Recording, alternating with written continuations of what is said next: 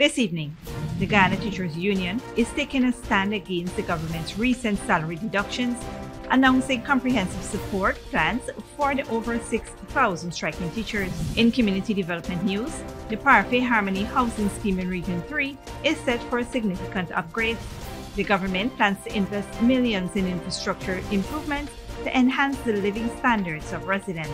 A concerning report from the Ghana Police Force highlights the search for a man accused of sexually assaulting a young woman on a speedboat. Despite initial arrest, the suspect was released on bail and has since evaded rearrest. On a more alarming note, Joint Services members are conducting a widespread manhunt to locate and recapture a convict who has escaped from the Mazaruni prison in Region 7. Lastly, international relations takes a hit as Venezuela suspends the activities of the UN's Human Rights Office within its borders, following the office's criticism of the detention of prominent activist Roseo San Miguel.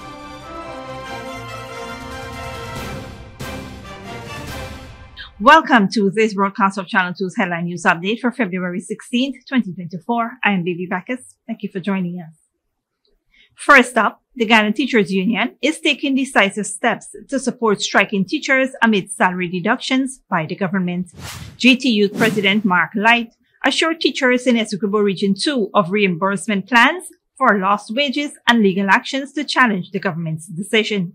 With over 6,000 teachers on strike, GTU is compiling data on affected teachers to determine the extent of salary deductions and reimbursement percentages. Light emphasized GTU's commitment to its members and revealed pledges to support from individuals overseas and locally. Efforts are underway to establish channels for donations, including providing the union's bank account number. The union filed a lawsuit challenging the government's actions and sought various court declarations and orders, including conservatory orders to prevent salary deductions and continued union fees deductions until the matter was resolved. The strike will persist until the government addresses teachers' demands for better wages and salaries. During the ongoing industrial action, Light urged teachers to familiarize themselves with non-academic standards and their rights. Additionally, the Ghana Teachers Union is pressing for formal talks with the Ministry of Education regarding increased wages and salaries following Vice President Dr. Barry Jagdio's statement placing negotiation responsibilities on that ministry. Light emphasized the union's commitment to continuing the strike until meaningful engagement occurs. He called on parents for support and urged the Private Sector Commission to intervene.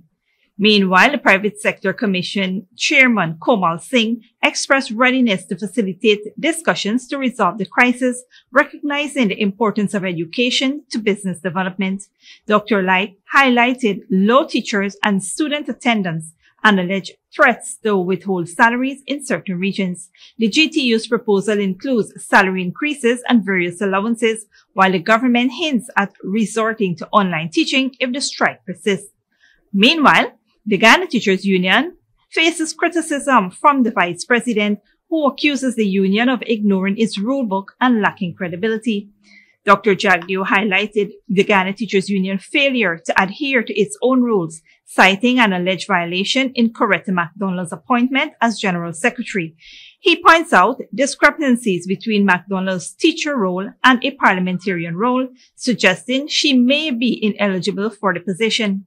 Further, Dr. Jagdio criticizes the GTU's financial transparency, revealing unaccounted dues of nearly $2 billion over 35 years. The Auditor General's office has confirmed GTU's failure to submit financial statements since 1989. Dr. Jagdio doubles down on claims that the strike is politically motivated, accusing the opposition of exploiting the situation for electoral gains. In other news, the Parfait Harmony Housing Scheme in Region 3 is set to undergo significant development, with the government investing millions in infrastructure, schools, and amenities for residents. Regional Vice Chairman Umesh Satyanandan highlighted ongoing achievements and future plans during a recent outreach. Additional roads have been earmarked for development, addressing community needs. Neglected buildings have been renovated to accommodate students, easing congestion in primary schools. Infrastructure improvements include lighting and recreational areas. Plans for a pump station also aims to address water management issues. The government has provided housing repairs for pensioners in the scheme. Sarandon emphasizes the importance of collaboration between residents and the government for continued development, stressing that a strong partnership will accelerate progress in that community. Stick around when we return. Police 6-man accused of sexual assault on speedboat and Mazaruni prison escapee Akin Wong still at large. Joint operation intensifies manhunt.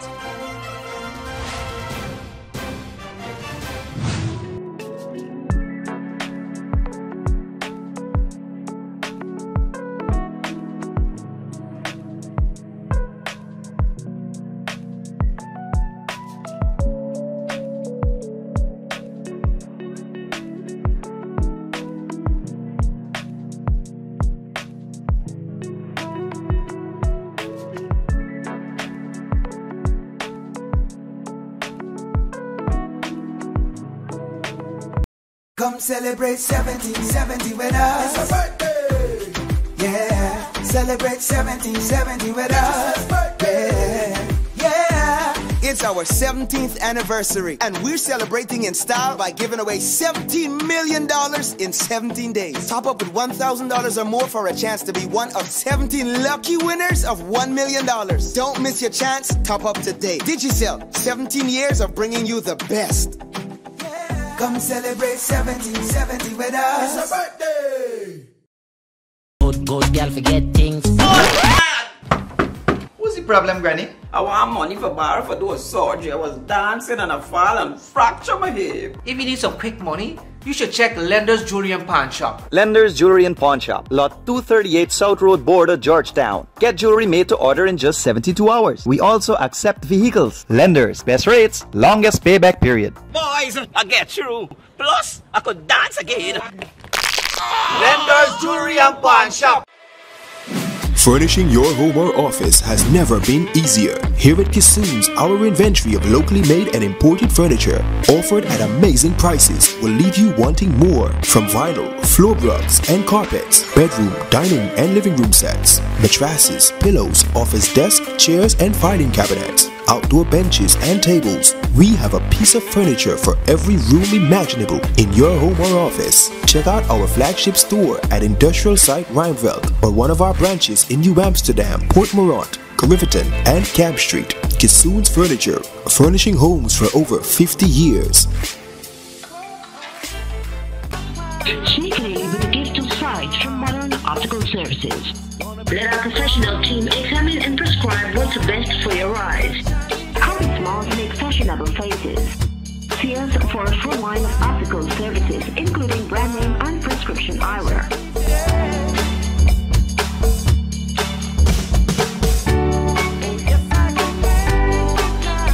Modern Optical Services, 316 Mill Street, Georgetown, telephone 226-1082. Welcome back.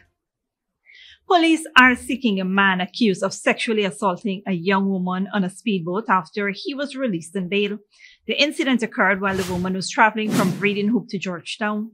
The woman reported the inappropriate and unwanted encounter last Friday, prompting immediate police action.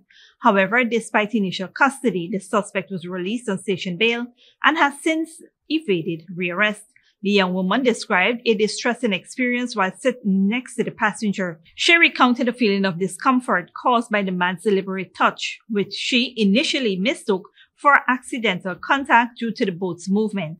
Upon realizing the nature of his action, she resisted and alerted others on the boat. The suspect tried to escape but was restrained by passengers and eventually apprehended by an off-duty officer and taken to the Stabroek police outpost. Despite the seriousness of the allegations, including the discovery of concerning items in his possession and a significant amount of cash, the suspect was released on bail.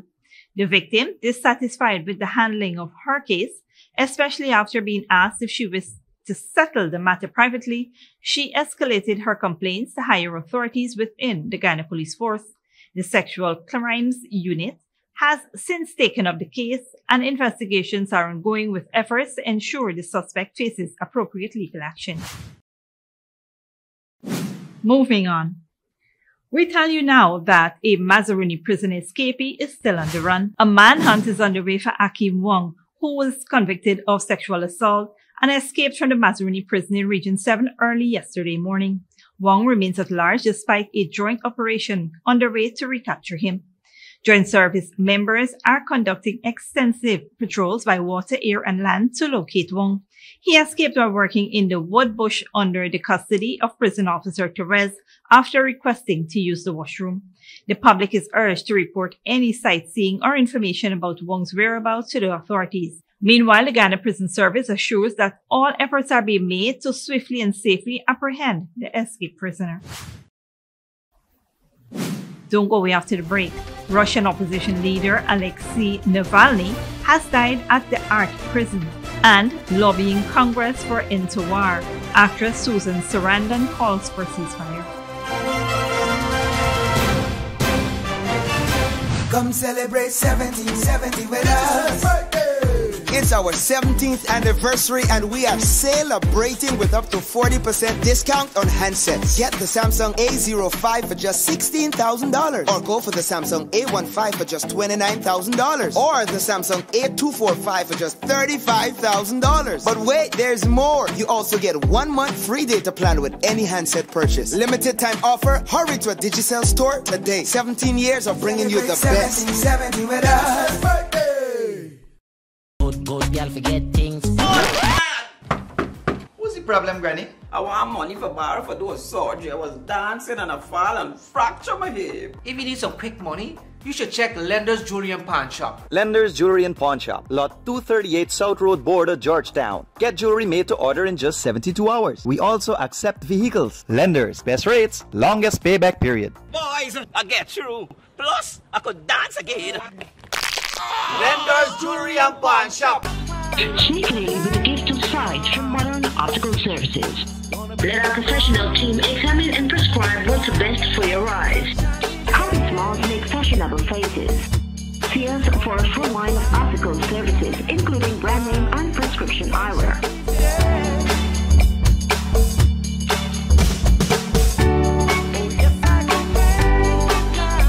Modern Optical Services, 316 Middle Street, Georgetown. Telephone 226-1082. Furnishing your home or office has never been easier. Here at Kissoon's, our inventory of locally made and imported furniture, offered at amazing prices, will leave you wanting more. From vinyl, floor rugs and carpets, bedroom, dining and living room sets, mattresses, pillows, office desk, chairs and filing cabinets, outdoor benches and tables. We have a piece of furniture for every room imaginable in your home or office. Check out our flagship store at Industrial Site Rijnveld or one of our branches in New Amsterdam, Port Morant, Riverton and Camp Street. Kissoon's Furniture, furnishing homes for over 50 years.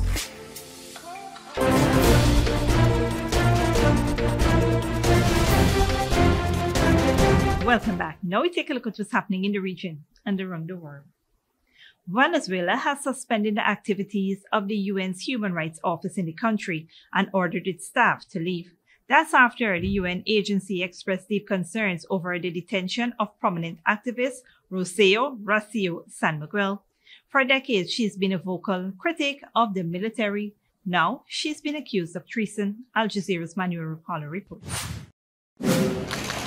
The Venezuelan government has asked the UN's human rights body to close its offices in Caracas and ordered its staff to leave the country. La República Bolivariana de Venezuela. The Bolivarian Republic of Venezuela announces its decision to suspend the activities of the Technical Advisory Office of the United Nations High Commissioner for Human Rights. Venezuela's Foreign Minister Iván Gil accused the UN staff of having an attitude violative of the United Nations Charter. It is an office created to collaborate technically with the state in order to improve and to optimize human rights protection in Venezuela. But it has now been instrumentalized by the extreme right-wing opposition. The expulsion follows the detention of Rocio San Miguel, a prominent human rights activist whose arrest has caused an uproar. San Miguel's attorney says the arrest and a raid at the activist's home is clear evidence of government crackdown on dissent. They were looking for something related to conspiracies, to terrorism, but they're not going to get anything like that, because we know that this is a gross lie that's been built around Rocio San Miguel and her entire family. In a statement on Thursday, Ravina Shamdasani, spokesperson for the UN Human Rights Office, said the UN regrets the decision by the Venezuelan government, adding that their guiding principles have been and remain the promotion and protection of the human rights of the people of Venezuela. Manuel Rapalo, Al Jazeera. Internationally, Kremlin critic and opposition figure Alexei Navalny has died in a maximum security prison in northern Russia. He was 47 years old. Al Jazeera's Willem Marks looks back at his life. Once seen as President Putin's fiercest threat, Alexei Navalny was a lawyer who became a blogger. Investigating alleged Russian state corruption, he used social media to amplify his findings and won support from young Russians who'd only ever known Putin in power. In 2013, he ran to be mayor of Moscow. But before the election, he was arrested, not for the last time, and accused of fraud. His sizable street protests soon transformed into a campaign against corruption and censorship, with a presidential run planned in 2016. There is just one goal. The goal is to make Russia a normal, rich country where citizens profit in some way from the richness of their country. That's why we are fighting this regime. His fraud conviction ended his candidacy, and while his party boycotted the election, police raided properties of several supporters. Then, in 2020, he fell dangerously ill on a flight. A German team evacuated him for treatment. The nerve agent Novichok, developed by Russia's military, was deemed responsible. So it's clear that Alexei Navalny is the victim of a crime. He was supposed to be silenced, and I, together with the entire German government, condemn this in the strongest possible terms. Russia's government denied it poisoned him, and he slowly recovered. It wasn't painful at all, but the overwhelming feeling is I'm going to die. It's quite hard to explain because you don't experience it in everyday life, thank God. In early 2021, Navalny returned to Russia, where his arrest prompted nationwide protests demanding his release. A court decided his absence abroad had violated parole, the start of a prison spell that's been repeatedly extended. Inside, his health worsened, and to demand better doctors, he launched a weeks-long hunger strike. From his cell, he called Russia's Ukraine invasion a stupid war based on lies. Prison clearly affected his health, and his team said he'd lost a lot of weight. Alexei Navalny is survived by his wife Yulia and their 2 children. Finally, in the U.S., there have been near-daily protests against Israel's war in Gaza. Oscar-winning actress Susan Sarandon has added her voice and is among the more than 350 American actors and musicians who have signed a petition calling for a ceasefire. Al Jazeera's Heidi Sucastro reports. American actress Susan Sarandon arrived on Capitol Hill to join activists calling on Congress to push for a ceasefire in Gaza. It's like shooting fish in a barrel right now, with people stuck and not being able to get out, the hospitals being destroyed. Sarandon joined the anti-war group Code Pink to speak with members of Congress, where a bill to send more U.S. military aid to Israel is pending.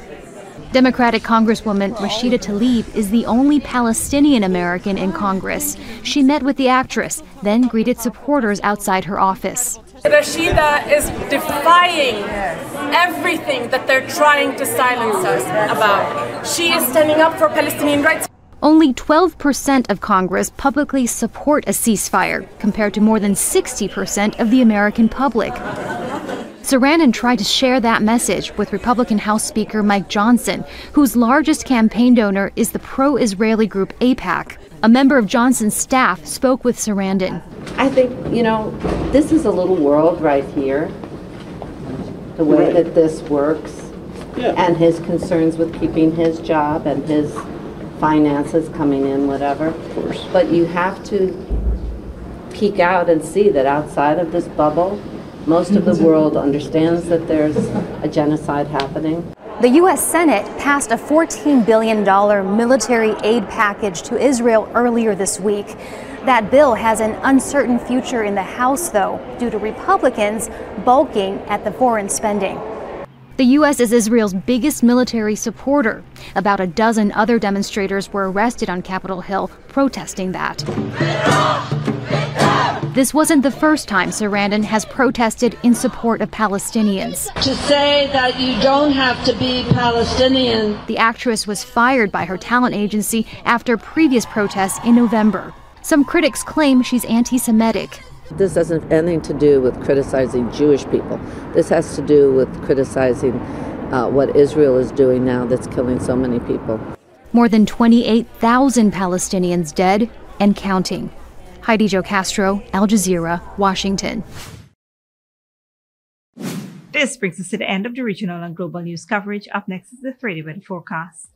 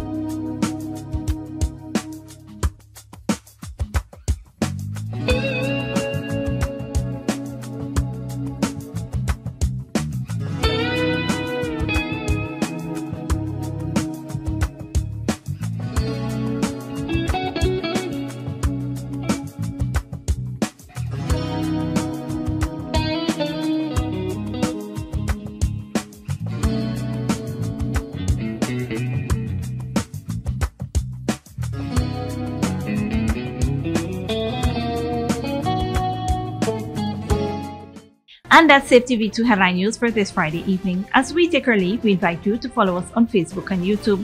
We'll be out for the weekend, but you can tune in on Monday at 7 p.m. for more news. Until then, please take care of yourself and each other and do have a wonderful weekend.